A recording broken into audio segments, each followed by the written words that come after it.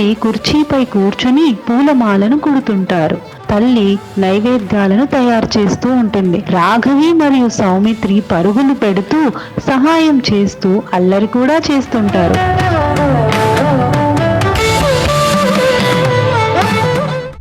అమ్మా, ఇవన్నీ మీరు ఎందుకు తయారు చేస్తున్నారు? ఇది హరికృష్ణ హెరిటేజ్ టవర్లో జపయజ్ఞం కోసమేనా? అవును, త్వరలో గుడిలో సహస్రకోటి జపయజ్ఞం జరుగుతుందని విన్నాను. కానీ ఆ యజ్ఞం ఎందుకు చేయాలి? చాలా మంచి ప్రశ్న. శ్రీరాముడి నామంలో చాలా గొప్ప శక్తి ఉంది. ఆయన పేరు మాత్రమే ఈ ప్రపంచంలో అన్ని ఆటుపోట్లను తట్టుకోగలదు. మీరు సరిగ్గా చెప్పారు. శ్రీరాముడికి ఆలయం కట్టాలనుకుంటే ముందుగా ఆయన నామస్మరణ చేయాలి.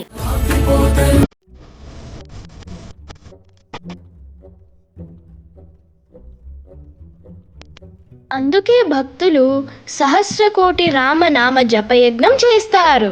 ఆలయ నిర్మాణానికి మునుపే కోట్ల సార్లు భగవంతుని నామాన్ని జపిస్తారు. కానీ ఎందుకు? బలమైన గోడలతో ఆలయం కడితే సరిపోదా? నానలు, బలమైన గోడలు మాత్రమే ఆలయాన్ని దృఢంగా చేయవు. ఆలయం అనేది భక్తి, విశ్వాసం, భగవంతుని ఆశీస్సుల మీద నిలుస్తుంది.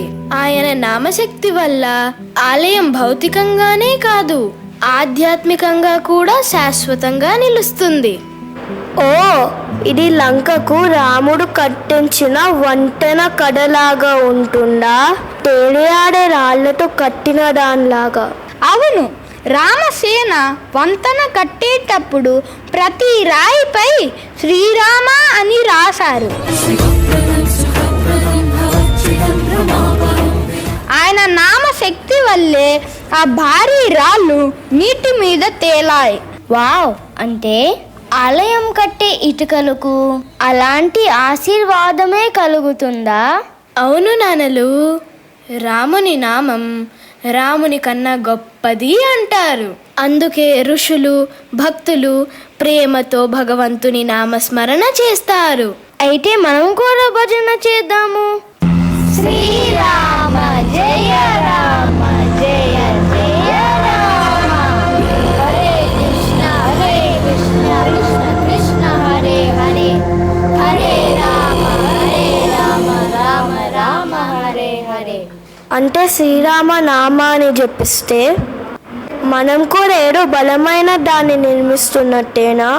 అవును, ప్రతిసారి జపించినప్పుడు మన హృదయంలోనే రాముని ఆలయం నిర్మించుకున్నట్లే. అమ్మా, ఆ తేలియాడే రాళ్ళ వంతెన కదా, మరోసారి చెబుతావా? ఖచ్చితంగా సౌమిత్రి. సీతామాతను కనుగొనలేక నిరాశతో హనుమాన్, జాంబవంతుడు, అంగదుడు మరియు వానర సైన్యం సముద్ర తీరానికి వచ్చి వారి ముందు విస్తారంగా ఉన్న సముద్రాన్ని చూస్తూ నిలబడి ఉంటారు. ఆంజనేయుడు, జాంబవంతుడు, అంగదుడు వానర సైన్యంతో కలిసి సముద్ర తీరానికి చేరుకొని సంద్రాన్ని చూస్తూ ఆలోచిస్తూ ఉంటారు. అక్కడే సముద్ర తీరంలోని వింధ్యా పర్వతాలపై ఓ వృద్ధ గద్దరాజు సంపాతి నివసిస్తున్నాడు. వానరులు జటాయువు గురించి మాట్లాడుకోవటం విని అతను ఆసక్తిగా వారి దగ్గరకు వస్తాడు. మనము సీతామాతను కనుగొనలేకపోయాం. మనకు ఇచ్చిన గడువులో ఇదే చివరి రోజు. ఖాళీ చేతులతో కిష్కిందకు వెళితే సుగ్రీవ మహారాజు మనల్ని కఠినంగా శిక్షిస్తాడు. ఆయన ఆగ్రహాన్ని ఎదుర్కొనే కన్నా ఇక్కడే ఉండి ఆకలితో చచ్చిపోవటం మేలు. వానరులారా, నిరాశ పడకండి. మన ప్రయత్నం ఇంకా విఫలం కాలేదు. మనమంతా మన చివరి శ్వాస వరకు పోరాడాలి. జటాయువు తన చివరి క్షణం వరకు రావణుడిని అడ్డుకోవడానికి పోరాడాడు. జటాయువు ఎంతో ధైర్యవంతుడు. దేవుడు కోసం తన ప్రాణాలనే అర్పించాడు. ఇప్పుడు మీరు ఏమన్నారు? జటాయువు తన ప్రాణాలను అర్పించుకున్నాడా? అవును, సీతామాతను రావణుడు అపహరిస్తుండగా జటాయువు అడ్డగించి ధైర్యంగా ఎదిరించాడు. రాముని కోసం ఈ మహత్తర కార్యం చేస్తూ తన ప్రాణాలనే లెక్క చేయకుండా రావణునితో పోరాడి కోల్పోయాడు. ఓ నా సోదరా జటాయు ప్రారంభించిన ఈ మహత్తర కార్యాన్ని పూర్తి చేయడానికి మేము బయలుదేరాము. మాతా సీతను కనుగొని శ్రీరామచంద్రుని దగ్గరకు తీసుకురావాలని మా సంకల్పము. సంపాతి సముద్రాన్ని గమనించి చూస్తాడు. అతను సముద్రం అవతలి వైపును చూసి సీతామాత ఎక్కడ ఉందో గమనించగలిగాడు. భగవంతుని సేవలో సహాయం చేయాలనే తపన వల్ల అతనికి రెక్కలు తిరిగి పెరుగుతాయి. సంపాతి గాల్లోకి ఎగిరి ఆకాశంలో చక్కర్లు కొట్టి తిరిగి వానరుల వద్దకు వస్తాడు. ఇక్కడి నుండి ఒక 100 యోజనాల దూరంలో ఇంకాలోని అశోకవనంలో సీతాదేవి ఒక చెట్టు కింద బంధింపబడి ఉంది. చుట్టూ రాక్షసులు కాపలా కాస్తున్నారు. భలే భలే, సంపాతికి సీతమ్మ జాడ తెలిసిందో. కానీ ఈ విస్తరించిన సముద్రాన్ని దాటి మాతా సీతను కలుసుకుని తిరిగి వచ్చేందుకు ఎవరి దగ్గర అంత శక్తి ఉంది? ఇది అసాధ్యమైన కార్యంలా కనిపిస్తోంది. హనుమ, నువ్వు మహాబలవంతుడివి, కానీ ఒక శాపం వల్ల నీ అసాధారణమైన శక్తిని మర్చిపోయావు. ఇప్పుడు ఆ జ్ఞాపకాన్ని తిరిగి తెచ్చుకునే సమయం ఆసన్నమైంది. వెళ్ళు హనుమా, ఈ కార్యాన్ని పూర్తి చేయగలిగే ఒకే ఒక్కడివి నువ్వే. గుర్తు తెచ్చుకో హనుమా, గుర్తు తెచ్చుకో. ఇది నువ్వే చేయగలవు. శాపం వల్ల మర్చిపోయిన శక్తులని గుర్తు తెచ్చుకో హనుమా.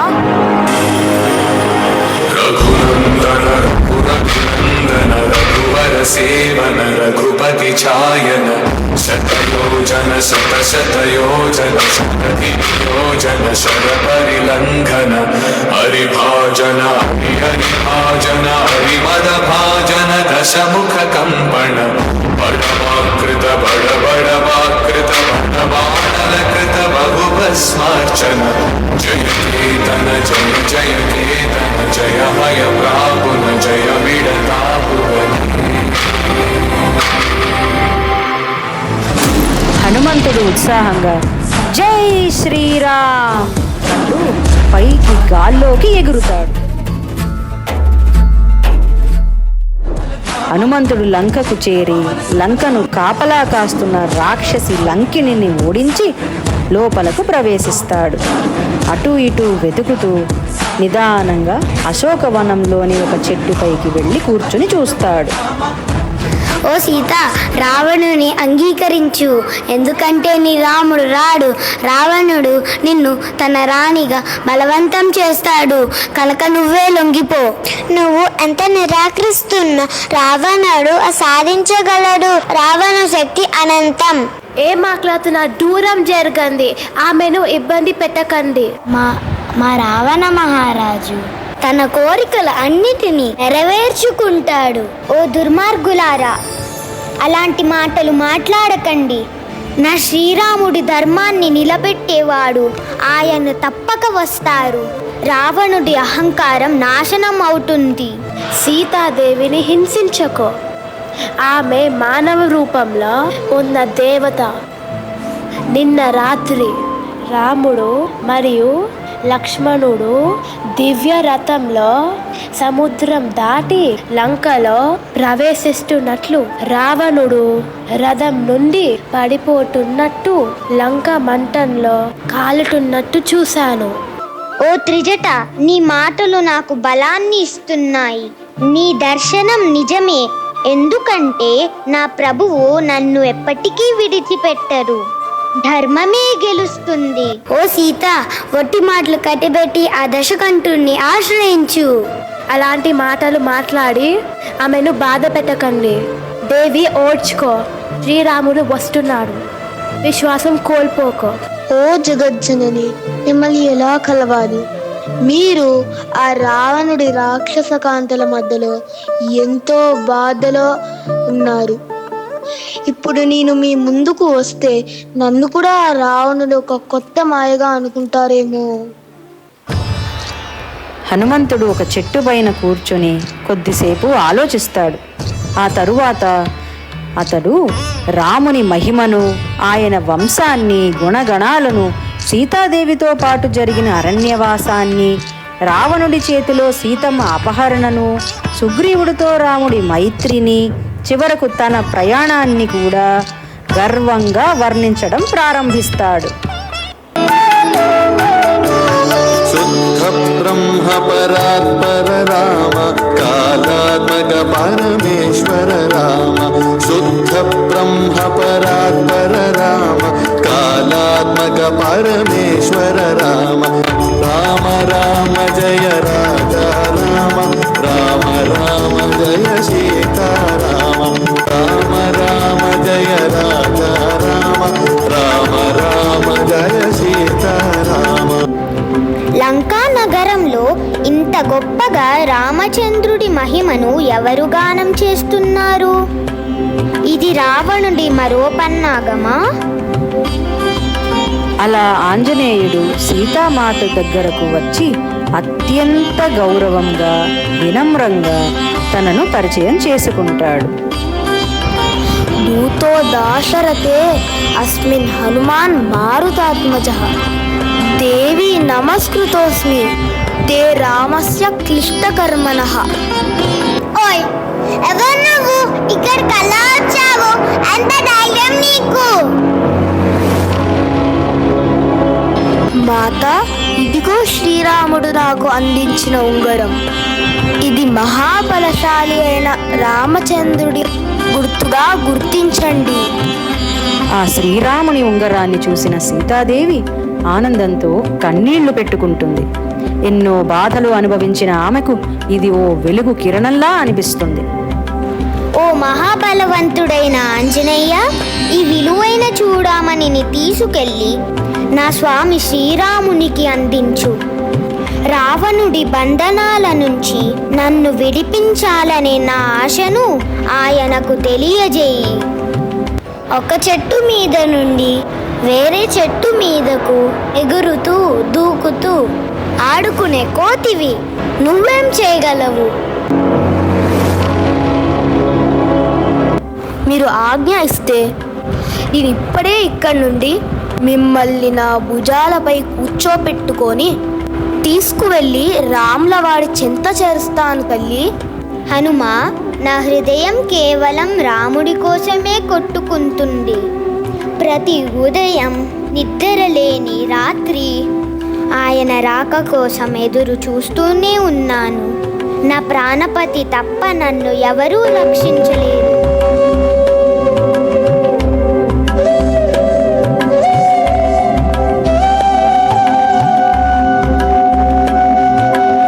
ఆ మాటలను విన్న ఆంజనేయుడు గౌరవంగా చూడామణిని తీసుకొని లంక విడిచి వెళ్ళిపోవడానికి సిద్ధపడతాడు. అయితే ఆయనని వెతుకుతున్న రావణుని సైనికులు పట్టుకొని రావణుని ఎదుటకు తీసుకువెళ్తారు.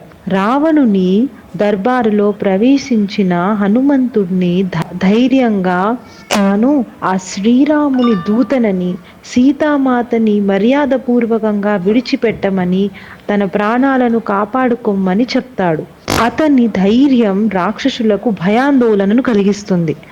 రావణుడు కోపంతో హనుమంతుని తోకకు కాల్చేయమని ఆజ్ఞాపిస్తాడు. కానీ హనుమంతుడు నిప్పు అంటించిన తన తోకతో లంకా నగరాన్ని దహనం చేసి వాయువేగంతో వచ్చి వానర సైన్యాన్ని చేరుకుంటాడు.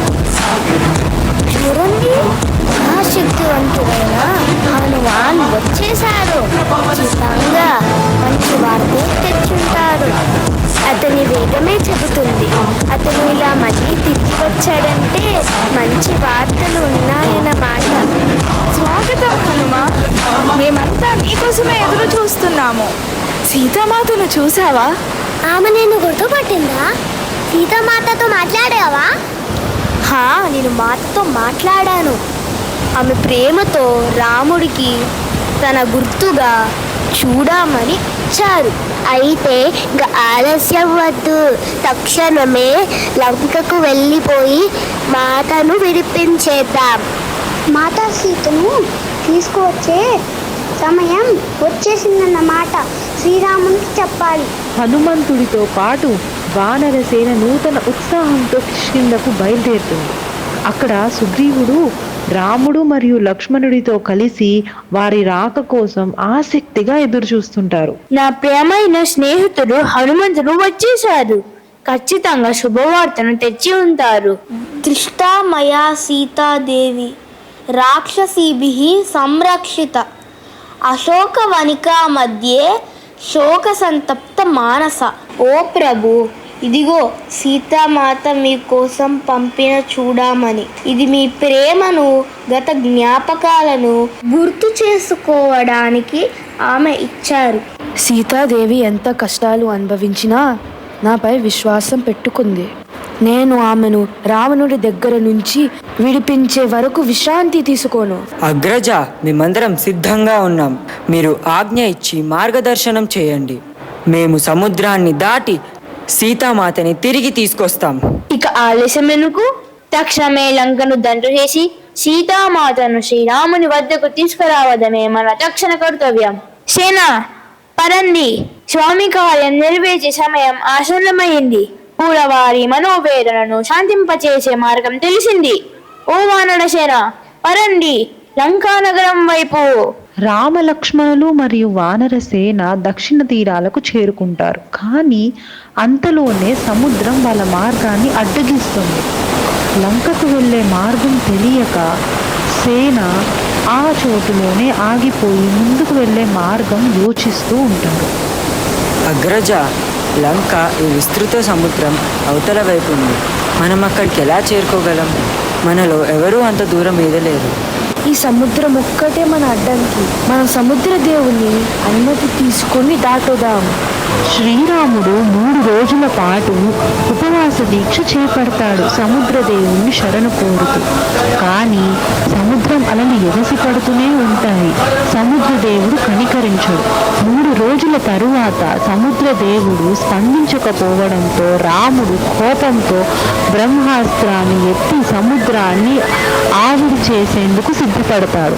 శ్రీరాముడు కరుగుతున్న బంగారం వలె వెలిగిపోతూ ఉంటాడు, తన ఉగ్ర రూపాన్ని ప్రదర్శిస్తూ. ఇది గమనించిన సముద్రదేవుడు భయంతో రాముని ముందు ప్రత్యక్షమై ప్రణామం చేస్తాడు.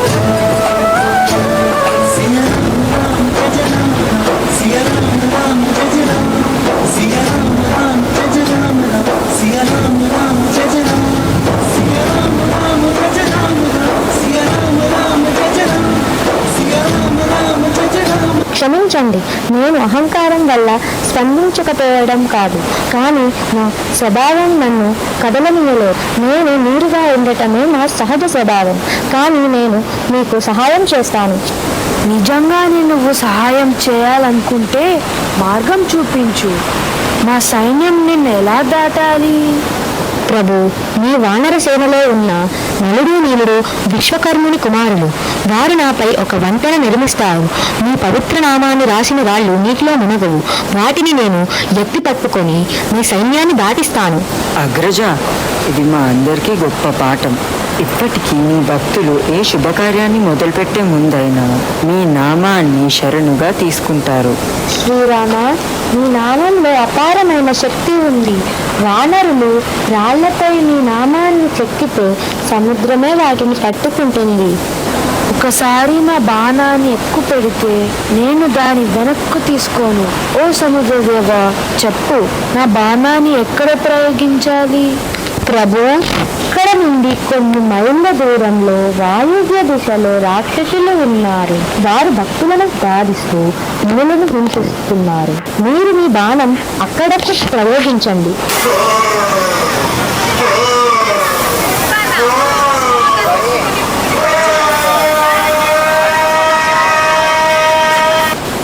సముద్రదేవుడు అదృశ్యమైపోతాడు. వానరులు రాళ్ళు సేకరించడానికి పరుగులు తీస్తారు. హనుమంతుడు ఓ రాయిపై శ్రీరామ అని చెక్కి సముద్రంలో వేస్తాడు. అది మునగకుండా తేలుతుంది. జై శ్రీరామ్! ప్రభు చూడండి, రాయి తేలింది. అవును హనుమా, నా నామం ఎప్పుడు ధర్మాన్ని నిలబెడుతుంది. ముందుకు సాగండి. ఇది భక్తి మహిమ. శ్రీరాముని నమ్మితే అసాధ్యమనేదే లేదు. ప్రభు, ఈ వంతెన రాళ్లతో కాకుండా విశ్వాసంతో, భక్తితో, మీ పవిత్రమైన నామశక్తితో నిర్మించబడింది. ఈ వంతెనతో మనం ధర్మం వైపు, విజయం వైపు సాగిపోతున్నాం. అందరూ వేగంగా పని చేయండి. మరిన్ని రాళ్ళు విసిరేయండి. ఈ వంతెన త్వరగా పూర్తవ్వాలి. మనకు సమయం చాలా తక్కువగా ఉంది. రామశక్తి రామో బలం రామనాయవ సేతు. రామశక్తి రామో బలం రామనాయవ సేతు. ప్రభు, రాళ్లపై మీ నామాన్ని రాస్తుంటే అవి వెంటనే తేలిపోతున్నాయి. यदि तव नाम मात्रं सेतुं करोति तर्हि यः तद्भक्तः स एव सर्वतरिष्यति. ప్రభు, మీ నామం మాత్రం చేత సముద్రంపై వంతెనను నిర్మించగలిగితే మీ నిజమైన భక్తుడు ఈ భవసాగరాన్ని అతి సులువుగా దాటగలరు. ఈ వంతెన యుగ యుగాల పాటు గుర్తుండిపోతుంది. ఇది లంకకు వెళ్ళే మార్గంగా మాత్రమే కాకుండా నిజమైన విశ్వాసం, భక్తి ఉంటే ఏ కష్టాన్నైనా ఎదుర్కోగలం అనే బలమైన సందేశంగా నిలుస్తుంది. जन्म जन्म की खोज बताए राम से माने राम सिया की करुण कहानी. एक है चंदन एक है पानी. राम सिया राम जय जय राम. శ్రీరాముడు అంతటి శక్తివంతుడైతే స్వయంగా వంతెన ఎందుకు నిర్మించుకోలేదమ్మా? కారణం ఏమిటంటే భక్తులకు సేవ చేసే అవకాశం ఇవ్వడమే ఆయన ధర్మం. అందుకే సేవ ఎంత పెద్దదో చిన్నదో చూడరు. ఆ సేవ వెనక ఉన్న భక్తిని మాత్రమే భగవంతుడు చూస్తాడు. అందుకే ఆయన్ని భావగ్రాహి జనార్దన అంటారు. భగవంతుడు మన ప్రయత్నాన్ని కాకుండా మన భక్తిని స్వీకరిస్తాడు. అంటే మనం ఒక కొండను ఎత్తిన, ఒక చిన్న రాయి వేసిన, మనం మన శక్తి అంతా పెట్టి చేసే సేవే ముఖ్యమైనది అని అర్థం కదమ్మా. ఇది మన జీవితానికి కూడా వర్తిస్తుంది. పని అయినా, ఇల్లు అయినా, ప్రార్థన అయినా మనం 100% శ్రద్ధాభక్తులతో చేయడమే నిజమైన విజయం. అంటే ఆ చిన్న పిల్లలాగా చిన్న ప్రయత్నాలు కూడా ఎంతో విలువైనవి అనే కాడా మీరు చెప్పేది? ఉడతపిల్ల చిన్న ప్రయత్నమా? ఇన్నాకంతా స్పష్టంగా అర్థం కాలేదు. కొంచెం వివరంగా చెప్పండి. సరే నాన్న, రా నీకు ఇప్పుడు అసలు కథ చెబుతాను. వానర సైన్యం అంతా కలిసి వంతెన తయారు చేయటం మొదలు పెట్టారు.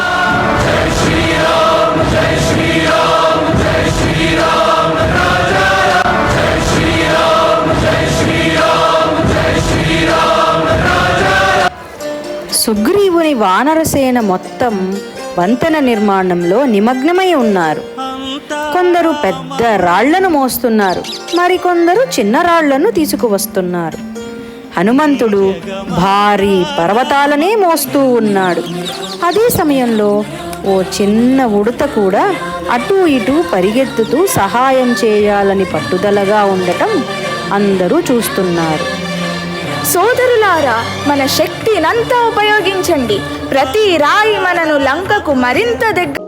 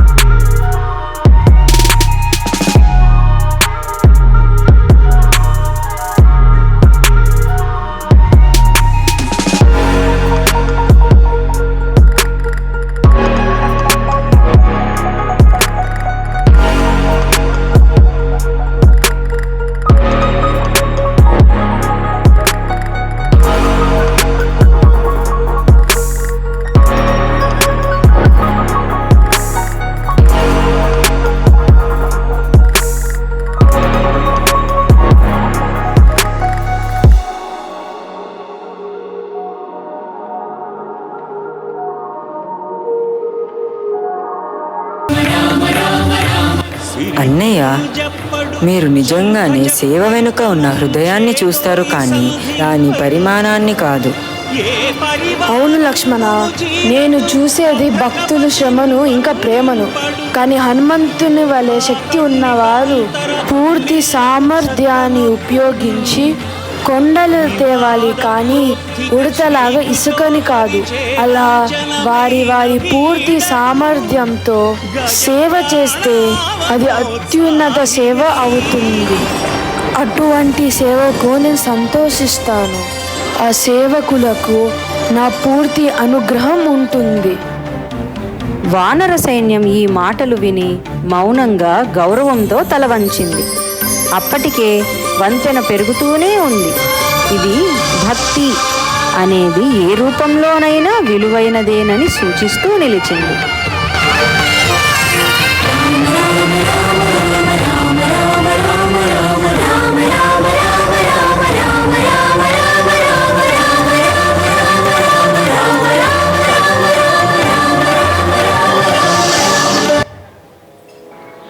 శ్రీరాముడు తన సైన్యంతో రామసేతు ద్వారా లంకకు చేరుకొని లంకా సముద్ర తీరంలో శిబిరాన్ని ఏర్పాటు చేసుకుంటారు. సుగ్రీవుడు, అంగదుడు, హనుమంతుడు మరియు ఇతరులు యుద్ధ భూమిలో రావణుడి సైన్యాన్ని ఎదుర్కోవాలని ఆరాటపడుతూ ఉంటారు. ఇంతలో రావణుడి తమ్ముడు అయినటువంటి విభీషణుడు రామచంద్రుని దగ్గరకు రావడం వానరులను, మిగతా అందరినీ కూడా తీవ్ర ఆశ్చర్యానికి గురి చేస్తుంది. లక్ష్మణ, ఓ సర్వజ్ఞ, నేను రాక్షసి రాజు రావణుడి సోదరుడను, విభీషణుడను. అతడి అజ్ఞానం వల్ల సత్యాన్ని చూడలేకపోతున్నాడు. అతని కళ్ళు మరియు ఇంద్రియాలు కామం, అహంకారం, కోపం మొదలైన వాటితో కప్పబడిపోయాయి. రావణుడు అతని కోరిక తీర్చుకోవడానికి అన్ని పరిమితులను దాటాడు. నేను ఇకపై అతని సహవాసంలో ఉండలేను. మీ పాదాల వద్ద నాకు రక్షణ కల్పిస్తారని గొప్ప ఆశతో మీ శరణార్థి కోరుతూ వచ్చాను ప్రభు. ఇక్కడ మన రహస్యాలు తెలుసుకుని తన అగ్రజునికి చెప్పడానికే ఇక్కడికి వచ్చాడని నాకు ఖచ్చితంగా తెలుసు. కనుక ఇతన్ని నమ్మవద్దు ప్రభు. ప్రభు, నాకు మీరు తప్ప మరో దిక్కు లేదు. ప్రభు, నాకు ఆజ్ఞ ఇవ్వండి. నేను అతనికి పాఠం నేర్పుతాను. వానరులు మరియు సుగ్రీవుడి దగ్గర నుండి ఇటువంటి మాటలను విన్న రాముడు లక్ష్మణుడి వైపు చూసి తన అభిప్రాయాన్ని కోరుతాడు. ఇతను రావణుడి సోదరుడు. ఆశ్రయం కోరుతున్నట్టు నటిస్తూ ఇక్కడికి వచ్చాడు. మనం ఇతన్ని ఎలా నమ్మగలం? అతన్ని నాశనం చేయాలి, ఎందుకంటే అతడు మన శత్రువుకి సోదరుడు. అప్పుడు రాముడు ఆంజనేయుడి వైపు సున్నితమైన చిరునవ్వుతో చూస్తాడు. విభీషణుడు రావణుడి దుష్ట మార్గాలకు వెన్ను చూపడం ద్వారా సరైన నిర్ణయం తీసుకున్నాడు. అతని హృదయం స్వచ్ఛమైనది, అలాగే ఆయన ఉద్దేశం ధర్మబద్ధమైనది. సరైన ఆత్మను ఆశ్రయించే వ్యక్తిని తిరస్కరించకూడదు. రామచంద్రుడు ప్రజల హృదయాలలో ఉన్న సత్యాన్ని గ్రహించే జ్ఞానము కలిగినవాడు. కనుక ఆయన విభీషణుడిని అంగీకరిస్తే మనం కూడా అలాగే చేయాలి. సకృదేవ ప్రపన్నాయ తవాస్మీతి చయచతే అభయం సర్వభూతేభ్యో దదామేతత్ వ్రతం మమ. ఎవరైనా ఒకసారి శరణాగతి అంటూ వస్తే రామ తవాస్మి అని నన్ను ఆశ్రయిస్తే నేను అతన్ని అన్ని భూతాల నుండి రక్షిస్తాను. ఇది నా వ్రతం. హో శ్రీరామ, నువ్వు సద్గుణానికి ప్రతిరూపం. మీరు నన్ను అంగీకరించడం వల్ల నా హృదయం శాంతితో నిండిపోయింది. నేను మీకు నమ్మకంగా సేవ చేస్తాను. నేను మీ మార్గదర్శకంలో ధర్మ మార్గంలో నడుస్తాను.